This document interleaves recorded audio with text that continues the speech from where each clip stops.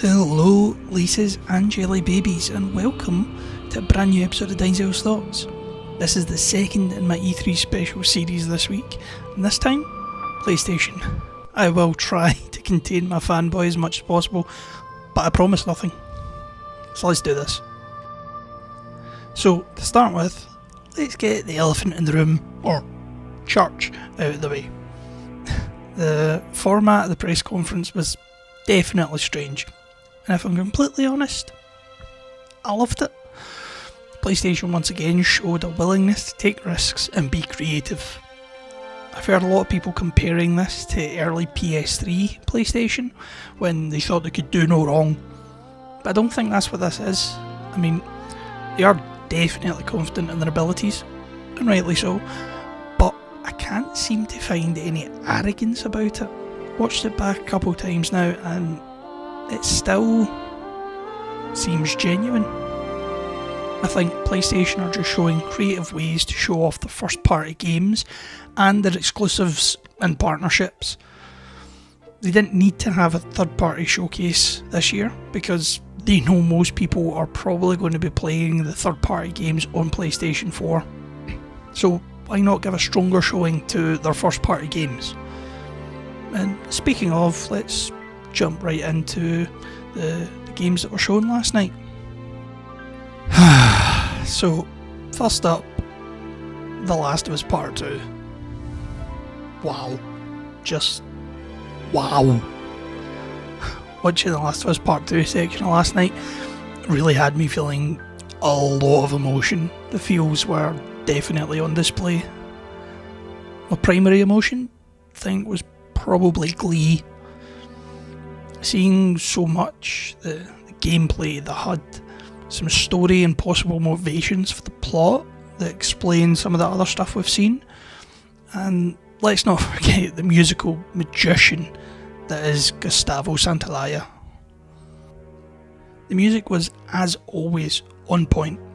It fits so perfectly into the world that Naughty Dog has created, and it never feels out of place regarding the placement of specific tracks and specific sections of the game. The gameplay was outstanding. It took issues from the first game and it seems to have fixed them.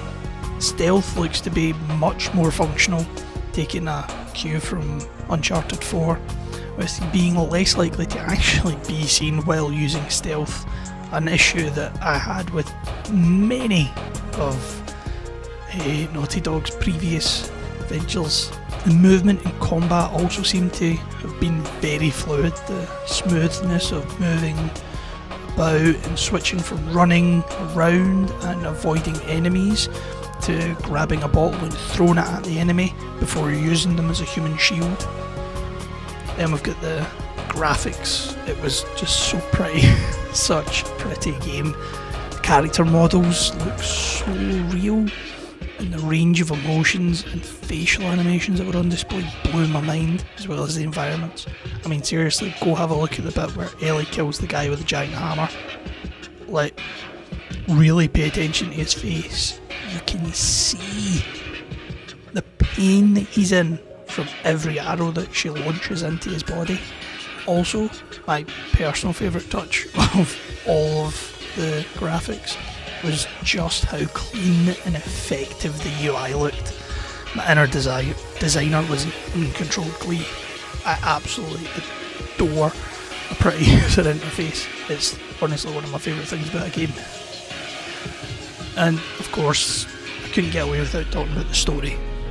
The fact that we got to see the kind of life that Ellie and Joel will have been living since the first game, as well as got to see a couple of the people that no doubt going to interact with at least once throughout the game.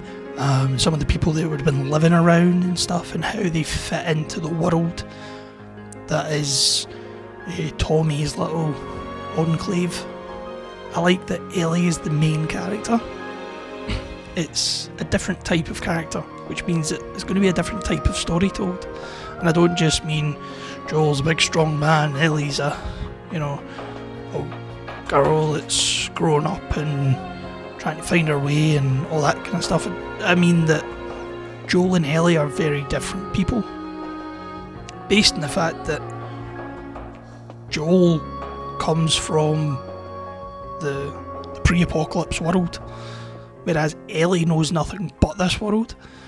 So yeah, I think the type of story that can be told with Ellie as the primary character is very intriguing.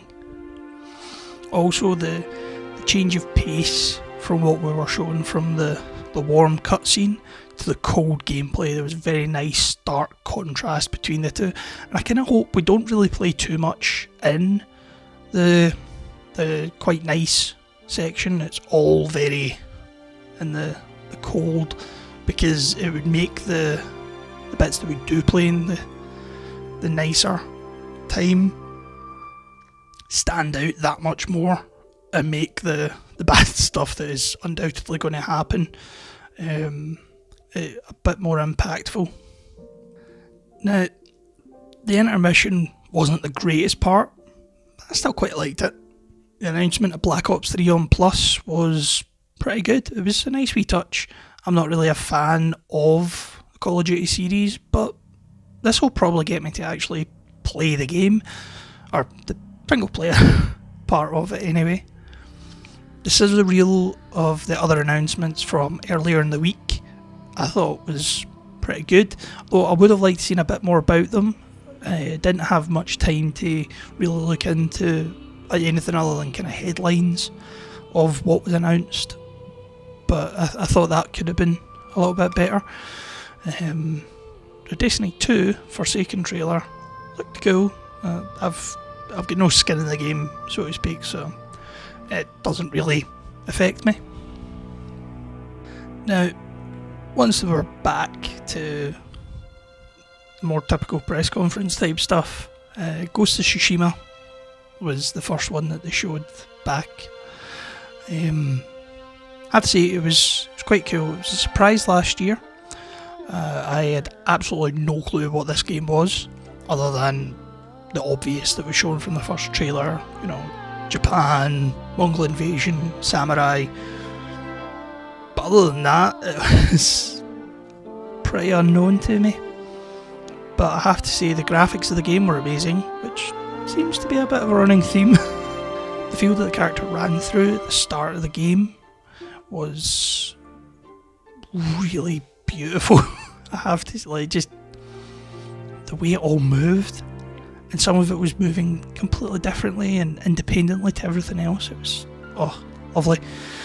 The character models were fantastic, and the standoff fight section at the end of the trailer. Oh man, that right there is exactly what photo mode in games was made for.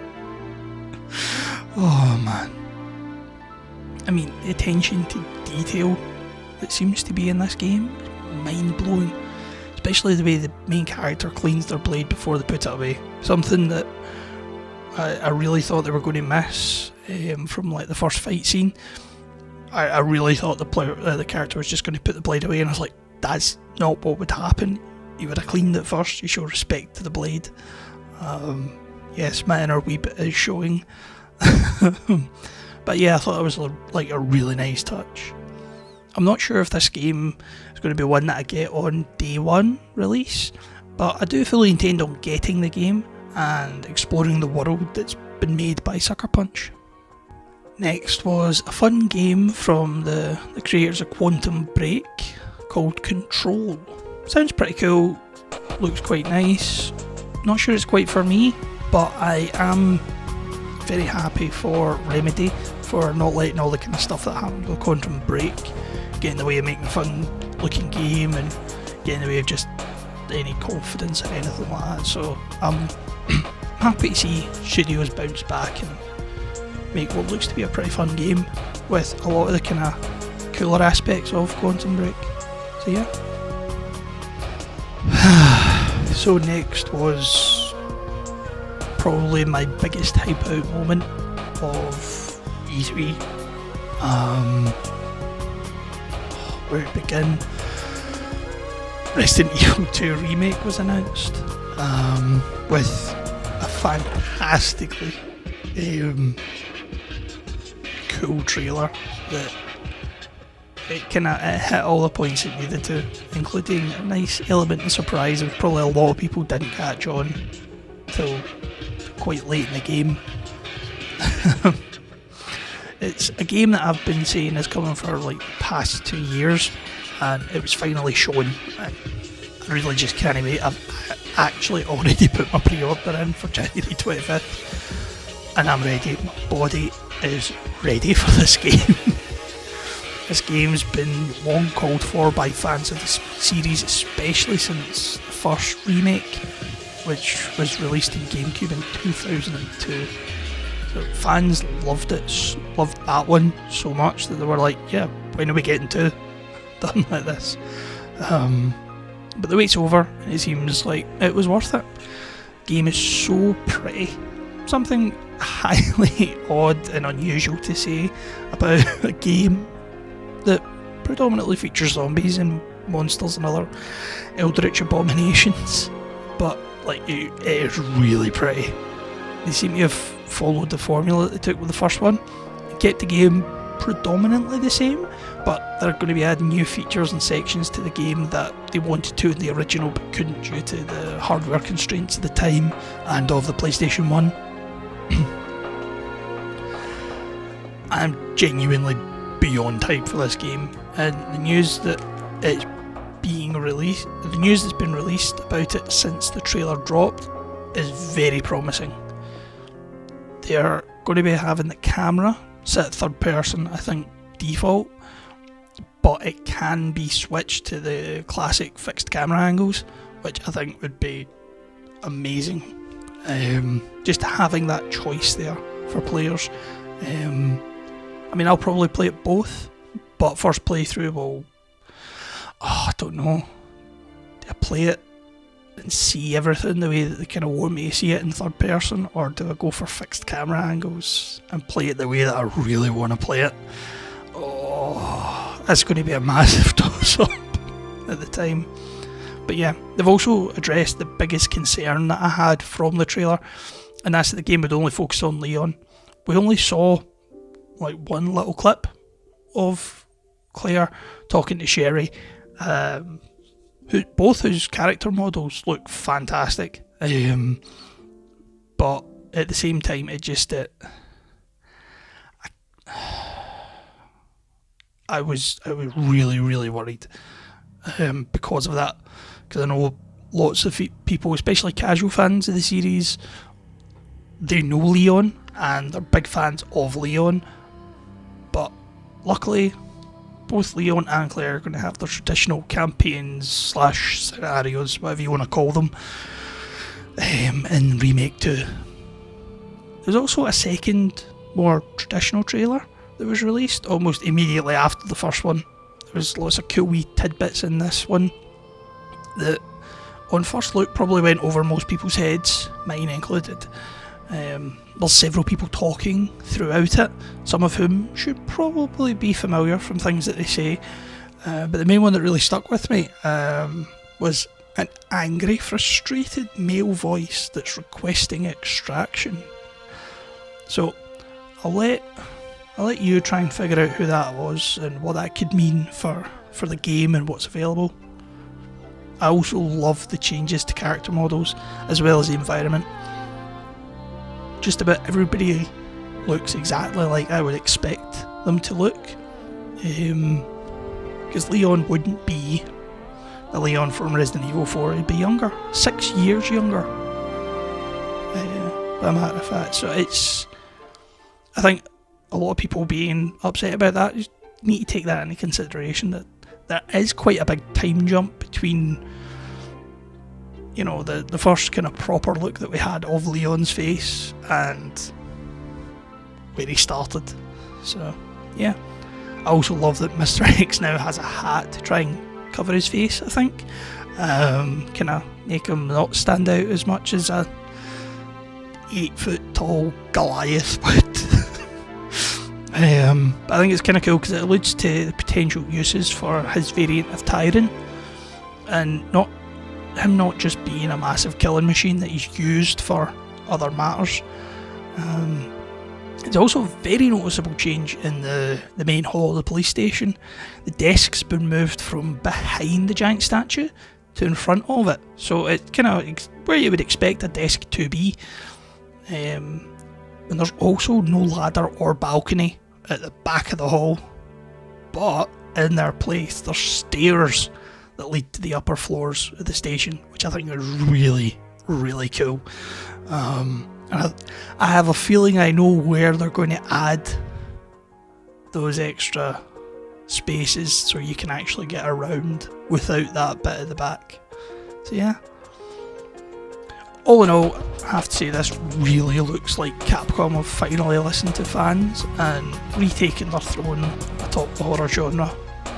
I mean, I am legitimately unsettled by zombies again after these trailers. Something I didn't think would be possible. Like seriously, if you'd told me even 3 months ago that I would find zombies to be maybe not scary, but something that you need to be really wary of, I probably wouldn't have believed you. But yeah, I'm ready for this game and the critical and financial success that it's going to be, and the probability that that will then turn into my favourite Resident Evil game of all time to get its much deserved remake, Resident Evil 3 Nemesis. Next thing that they showed was something called Trover Saves the Universe. No idea what to say about the game, they didn't really show all that much of it. But it's from the makers of Rick and Morty, and to be honest, it was a pretty effective palate cleanser between Remake 2 and the next game, which was, of course, Kingdom Hearts 3. I am absolutely in love with this series and have been for a long time. This game has been so desperately anticipated that to have a release date and know it's coming out is huge relief. I've loved the in-between games that have explored the lore of the series and given a chance to show off other settings that probably wouldn't have gotten a chance otherwise, like Snow White in the Kingdom Hearts Unity Cross game for mobiles, and Cinderella in the 2.8 collection that was just released on PS4.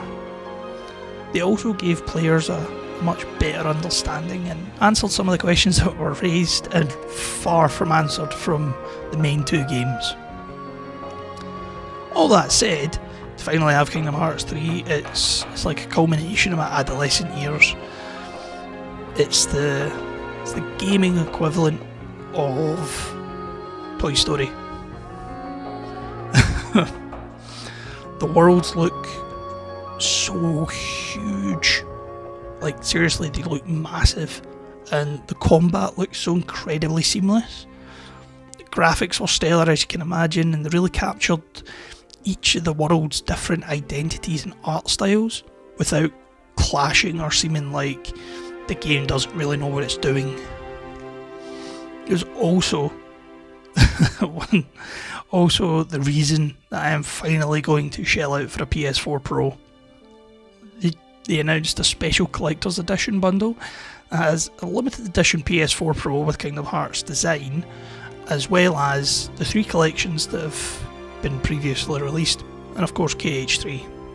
Now, I haven't seen it yet on UK sites, which has me a little worried, but the American price for it is $299, I think, $299. So expecting something kind of similar in the UK, and to be honest, I'd be very happy to pay that. For the collections alone, on PS4, it's the better part of £100 for the 3 that are already out, if it isn't, or slightly higher depending on where you go. Then you add in KH3, which is going to almost certainly be about £55-60. So yeah, putting all that together, you're either getting a PS4 Pro for £150-ish, or getting 7 playable and not small games for free, one of which is brand spanking new. So to be honest, sounds like a winning deal to me. Death Stranding was up next, and I can honestly say that I am actually interested in Hideo Kojima game. I have over the years grown out of my hatred of the Metal Gear series and started to actually enjoy some Let's Plays of them from people that really know what they're doing, so it's not kind of watching people get stuck at bits and pieces. They know exactly how to get from point A to point B. So yeah, that's fun to watch, but I have to say I'm still pretty wary of his games. They always seem like they think they're cleverer than they are. To be honest, this one does too, but for some reason it has me hooked. We saw some limited gameplay, but what was arguably more important was actually finding out something about what kind of game it's going to be. The lore dropped in this trailer was heavy and still very vague, but we can start to see more of the world that Kojima's trying to build. Norman Reedus' character seems to be someone sent off either to the past or to a different realm, and he's delivering people or items necessary for reasons that we still don't know, but I think it's to try and fix the world or to stop a rift or a tear or something like that and keep the timeline in check. But he has to avoid these other beings that are either causing the problem or a result of the problem. That's pretty much just the gist of what I got from the trailer. I could be 100% wrong. Who knows? But I did see a joking tweet from the sorely missed fake Kaz Hirai account saying that the game's about Kojima's time at Konami. And to be completely honest, I wouldn't be surprised if that's kind of where the concept for this game came from, or some of what he felt during that time is fueling the plot and setting of this world. And to be honest, I, for one, cannot wait to get hands on it. The penultimate game that they showed was Neo 2. It was a very quick teaser trailer, but not really much to be shown. Looks quite cool. I'm interested. It's got me interested in going back and playing the first one, which I missed. But yeah. So of course, we finished the conference off with one of the biggest games, the one that's actually about to be released in 18 months' time, Spider-Man. There isn't really much that I can say about it because you've heard it all before. Think yourself watching the trailers for it as a gameplay footage. It looks fantastic. The movement around the world looks, and it feels exactly like what I want the Spider-Man game to feel like. Using the Lowenthal is killing it as pure. It's funny, it sounds cool, it's delivering his lines, even in stressful situations, really well. The combat really cool. There's lots of different various choices for players, so it's not all going to be exactly the same way it feels a bit reminiscent of the Arkham games by Rocksteady, and the review of the Sinister Six was awesome. To be honest, I think Insomniac have a fantastic franchise on their hands that players are going to be able to enjoy for years to come. So, in conclusion, I can understand why the conference is getting flack from fans. The intermission was definitely unnecessary. I mean, not in the sense of they needed something to kind of fill out the time where everybody moved, but they didn't need to have everybody moving. We could have all just had it in the place that finished the show. But to be honest, I still liked it. It gave the conference a different feel. Plus, to be honest, a fantastic troll to everybody. But with so many top tier games being showcased, I don't know how anyone could think that the conference was bad. Especially since most of the games I just talked about were first party titles. So that's not games that they've went and spoke to developers and said, hey, can we show this at our press conference? No, these are Sony and PlayStation's games that we're seeing, so it's it's fantastic. And the studios that weren't even mentioned, like Sony Santa Monica and Guerrilla Games, are busy working on sequels to games like God of War and Horizon Zero Dawn, as well as potentially other ones, because the studios are a position where they can have two teams working simultaneously, like Naughty Dog. So to be honest, I think the future's looking pretty bright for PlayStation. And let's not forget the world premiere of Resident Evil Remake 2, and the most in-depth look at Kingdom Hearts 3 that we saw at E3 this year at any of the conferences, even squeals. So I think the third parties are also pretty happy with them as well. Giving it a rating, I have to say I think the conference was definitely a resounding Resident Evil Remake HD remaster out of Resident Evil 3 Nemesis. But that's just my thoughts. What are yours? Let me know in the comments below. Don't forget to hit the like and subscribe buttons if you haven't already. Check out the other videos in the channel and give this a share. This has been Dynzel's Thoughts. I'm Dynzel Washington. Bye bye.